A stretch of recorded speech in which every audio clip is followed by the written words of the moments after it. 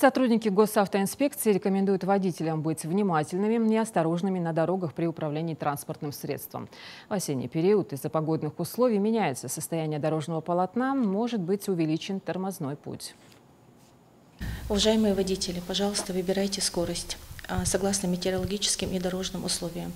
Выбирайте дистанцию, соблюдайте боковой интервал между транспортными средствами, а также будьте внимательными при совершении маневра и соблюдайте предписывающие знаки. Хотелось бы также сказать водителям, которые управляют транспортными средствами с тонированными боковыми и лобовыми стеклами. Это может привести к увеличению риска дорожно-транспортных происшествий ввиду того, что увеличивается время реакции и ухудшается распознавание объектов. Особенно это бывает тогда, когда вот сейчас у нас бывает плохое освещение, либо плохая видимость.